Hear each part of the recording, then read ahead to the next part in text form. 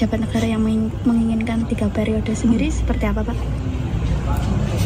Ya, ini saya ulang lagi. Tidak pernah yang namanya saya minta perpanjangan atau 3 periode. Tidak pernah. Siapapun. Tanyakan saja pada siapapun.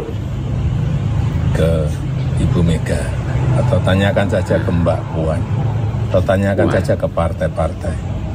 Kapan, di mana, atau siapa yang saya utus. Nggak pernah ada.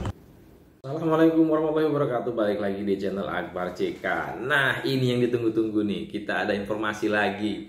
Informasi yang sangat menarik ya, terkait Pak Jokowi. Pak Jokowi yang kita kenal selama ini selalu diam, selalu senyum, difitnah, dihujat bagaimanapun juga beliau tidak pernah membalas. Nah, kali ini mungkin beliau geram ya.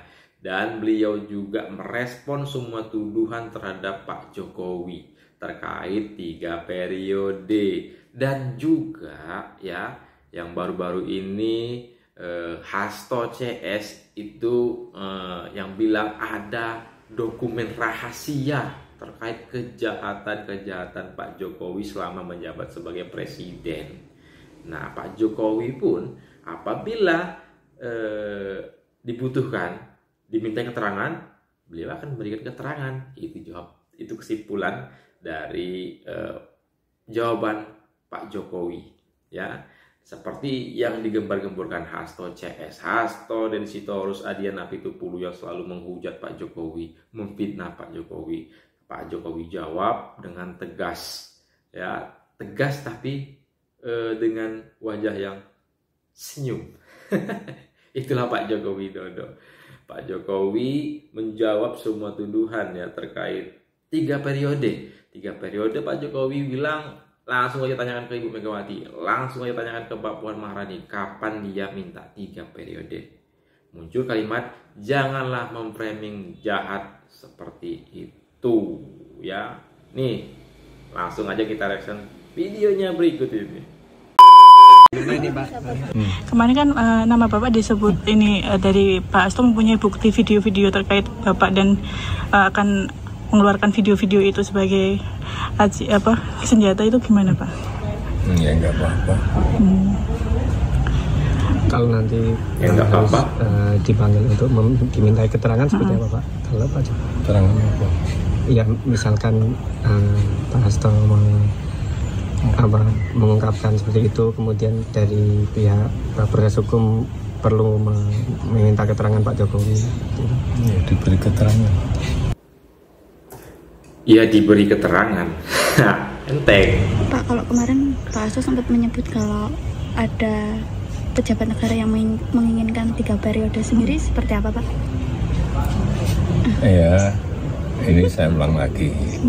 Tidak pernah yang namanya saya minta perpanjangan atau 3 periode. Tidak pernah. Siapapun. Tanyakan saja pada siapapun. Ke Ibu Mega, atau tanyakan saja ke Mbak Puan, atau tanyakan saja ke partai-partai. Kapan, di mana, atau siapa yang saya utus. Nggak pernah ada. Kapan dia saya minta 3 periode ya, dan di mana? Tanya Ibu Megawati, tanya Puan Maharani, tanya partai-partai ya. Nggak pernah. Jelas. Ya. Jangan menjadi framing jahat seperti itu. Nggak baik. Merugikan ya, Pak? Ya? Nggak baik. Selama ini seperti apa, Pak, dengan adanya framing seperti itu, Pak? Biasa. Oh, oke, siap. Siap. Kan ini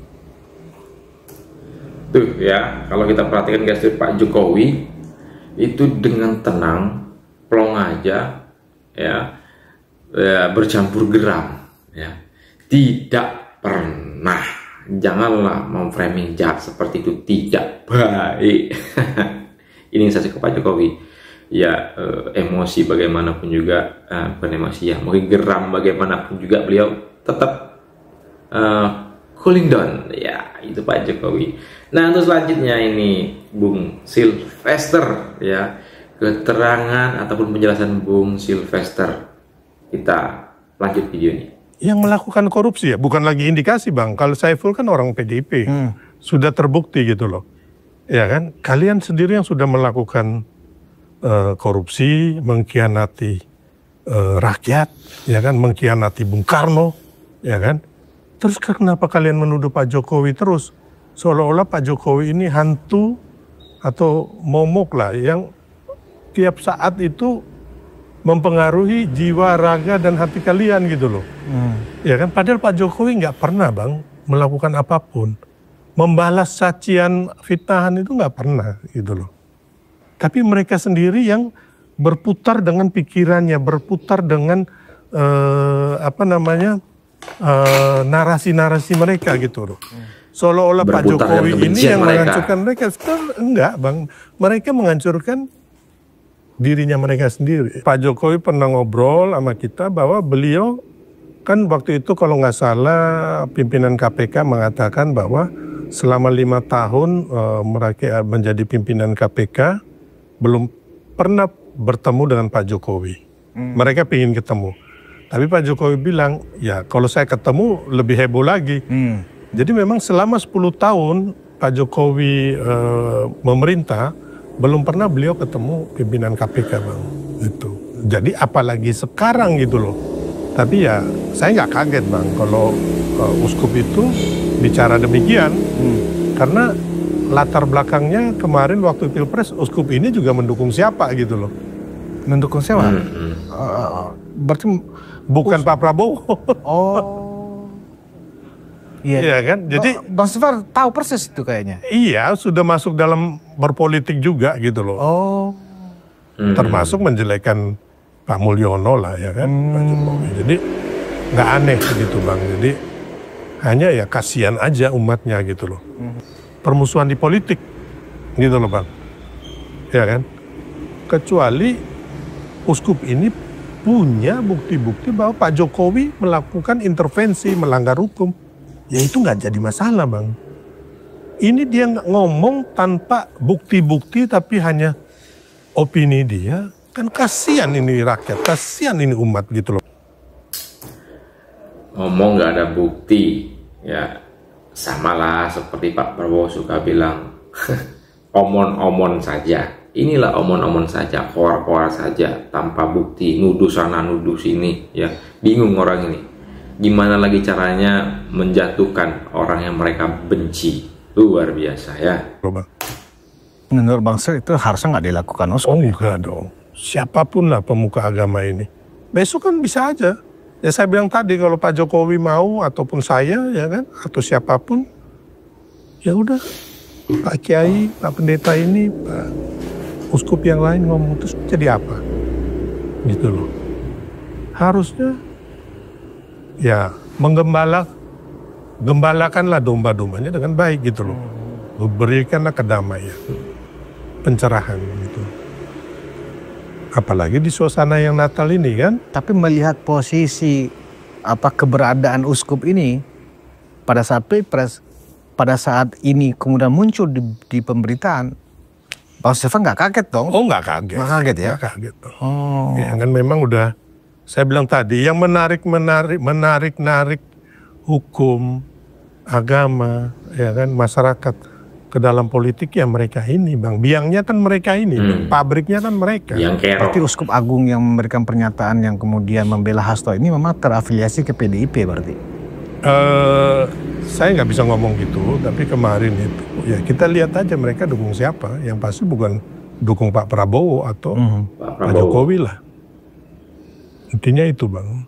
Iya, karena kalau kemudian sebuah kasus hukum apalagi ini korupsi yang melibatkan elit partai besar ya kan, mestinya memang ini kan wilayah sensitif dan wilayah hukum. Tokoh agama apapun mestinya nggak usah mengeluarkan pernyataan-pernyataan kan begitu. Oh iya. Karena kan kalau kemudian saling berbalas oleh pemuka agama yang berbeda, ya kan bisa runyam ini persoalan. Iya, Abang lihat dari tadi kita ngobrol aja, ya kan. Saya berseberangan dengan mereka ya Bang ya, karena saya pendukung Pak Prabowo, saya salah satu tim sukses, wakil ketua tim kampanye nasional. Tapi kami nggak pernah jelekin, busukin mereka. Kita fair Bang, gitu loh. Apa yang terjadi, ya itu yang benar gitu loh. Bukan apa yang nggak terjadi terus kita benarkan.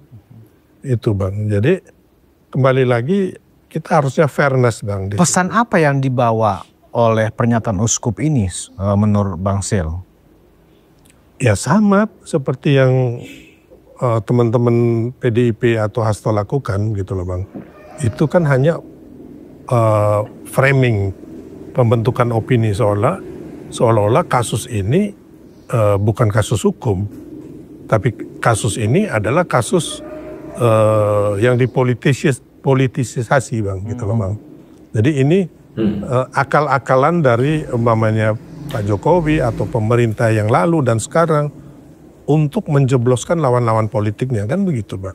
Iya, masalahnya kan gini ya Bang Sil, kalau kayak di Islam itu kan kalau hanya ustadz biasa, ustadz kampung, dai biasa, ya itu mungkin ya dia hak politiknya lah. Masalahnya kan ini uskup agung, ya kan. Secara struktur keagamaan di Katolik ya, kalau uskup itu ya, itu kan berarti kan pemimpin umat. Iya. Iya kan. Nah kalau pemimpin umat mengeluarkan statement yang masuk ke wilayah politik ini kan sebenarnya tidak baik untuk dilakukan. Iya. Dan ya untungnya ya saudara-saudara kita yang Katolik juga bukan orang bodoh ya. Jadi mereka tahu ini masalah hukum, masalah perbuatan pelanggaran pidana, ataukah memang ada politisasi baik dari sisi hukum ataupun agama gitu.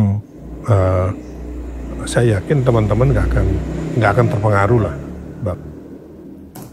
Masyarakat Indonesia udah cerdas, udah pada tahu ya, yang menjerat Hasto ini, yang mengakibatkan beliau ini jadi tersangka, seharusnya Hasto ini udah lama jadi tersangka ya. Nah, sudah jelas-jelas itu obstruction of justice ya, terus penyuapan ya, udah jelas itu melanggar hukum Hasto ya. Indonesia, rakyat Indonesia udah jelas, udah cerdas, nggak bisa lagi diprovokasi dengan isu-isu murahan ya, seperti itu. Jadi kalau udah diseret kemana-mana ya kan, kalau istilah relawan Jokowi yang lain ini ada fobia seperti ini ya pada Jokowi. Tempoh hari kan kita juga melihat salah satu ekspresi kebudayaan adalah pameran lukisan ya kan. Itu kan diseret-seret juga kemana-mana. Ada lukisan-lukisan yang memang kemudian juga itu sebagai bentuk pelecehan ya kan kepada jadi mereka Jokowi. yang saya bilang tadi dari sisi kayak lukisan tadi, budaya ya kan, agama ya kan, hukum, mereka yang menyeret ke dalam politik Bang gitu loh. Kan yang melakukan mereka semua, yang membuat statement mereka. Pak Jokowi kan diem, kami kan diem semua gitu loh Bang. Kecuali kami yang pelakunya gitu loh. Kan pelakunya mereka semua Bang. Terus mereka menyalahkan orang lain. Terus ya itu tadi Bang. Lain victim. Jadi Pak Mulyono ini Bang ya kan, mereka ini bukan ya fobia kepada Pak Mulyono, dan juga Pak Mulyono ini kayak hantu bagi mereka Bang. Jadi bukan lagi fobia ya, udah kayak menakutkan gitu ya. Padahal kan Pak Jokowi nggak melakukan apa-apa. Pak Jokowi aja saya panggil Mulyono aja. Parno, ya. Pak Mulyono ketawa, beliau ketawa. Enggak, jadi Pak Jokowi nggak ada pikiran macam-macam. Kasihan mereka aja gitu Bang. Mereka mau impeachment Pak Jokowi, nggak berhasil. Mereka mau mengalahkan yang didukung Pak Jokowi, Pak Prabowo, Mas Gibran juga nggak berhasil. Gitu loh. Pilkada kemarin nyungsep Bang. Nggak tahu tuh hasilnya, PDIP kayaknya juara ke-13 deh. Bersaing dengan Partai Umat. Partai Umat juara 14, juara 13 PDIP. Pilkada kemarin. Partai Umat juara 14, juara 13 PDIP. Pilkada kemarin. Nah, masalahnya kan ya agak menjadi ironis ya. Karena kan orang kan mengenal PDIP ini kan dengan pemikiran marhen dari Bung Karno ya kan, kebangsaan ya kan. Tiba-tiba tetap membawa nama Bung Karno. Bung Karno kan milik semua rakyat Indonesia ya kan. Tetapi kenapa kemudian untuk sesuatu yang tidak jelas sandingannya, misalnya kayak Hasto juga dalam videonya terbaru kan mengatakan bahwa apa yang dia lakukan ini adalah karena sabanya dari guru saya, mentor saya Bung Karno. Lah, jadi Bung Karno di penjara segala macam kan begitu. Bung Karno di penjara karena melawan penjajah. Hasto ini saya nggak tahu dia melawan siapa. Ya, melawan dirinya sendiri gitu loh. Iya kan? Melawan dirinya sendiri. Jadi Apple dalam membuat nggak jauh lah. Comparison ya, perbandingan. Kalau saya melihat Bung Karno itu Bang ada di dalam diri Pak Jokowi. Kalau menurut saya ya. Dan marhenisme itu ada di jiwanya Pak Jokowi Bang. Saya nggak tahu di PDIP masih ada atau enggak. Mereka sendiri yang jawab. Gitu Bang. Ya saya pikir dan semua orang juga pasti punya penilaian, Bung Sil. Mana pernah kita mengetahui Bung Karno melakukan fitnah, Bung Karno melakukan semacam kasus-kasus yang terindikasi korupsi. Seperti ini. Ya kan? Mana pernah Bung Karno misalnya musuh politiknya anggap dulu itu Bung Hatta, ya kan cepat tidak sependapat. Tidak pernah Bung Karno memfitnah, memframing, ya kan, dan menjelek-jelekan, memaki dan seterusnya gitu loh. Nah, tapi kok sekarang tetap dengan glorifikasi bahwa PDIP itu adalah Bung Karno, bahkan untuk menjadi ketua umum pun harus terah Bung Karno, tetapi perilakunya tidak menunjukkan apa yang kita lihat sama-sama, kita pelajari sama-sama sebagai anak bangsa, bukan seperti itu perilaku Bung Karno. Nah, silakan ketik komentar kalian di kolom komentar terkait konten kita kali ini, terkait video kita kali ini ya. Yang jelas apapun itu hujatan fitnahan terhadap Pak Jokowi sudah dijawab, tuduhan terhadap Pak Jokowi sudah dijawab sama Pak Jokowi dengan tegas ya, tidak pernah sama sekali minta 3 periode. Dan juga ya yang gembar-gembor yang baru-baru ini bilang ada dokumen rahasia segala macam terkait kejahatan terhadap Pak Jokowi dengan enteng menjawab kalau dimintai keterangan beliau bersedia memberikan keterangan. Dan Pak Jokowi juga berpesan ya untuk para pembenci beliau, janganlah memframing jahat seperti itu. Tuh. Dan juga keterangan Bung Sylvester ya, yang ibaratnya itu seperti kesaksian beliau lah terhadap Pak Jokowi ini, seperti apa Pak Jokowi itu orangnya. Nah ya, sebelum saya akhiri jangan lupa like, comment, share, dan subscribe-nya agar tidak ketinggalan notifikasi video-video terbaru dari channel ini. Saya akhiri, assalamualaikum warahmatullahi wabarakatuh, salam sehat selalu, bye.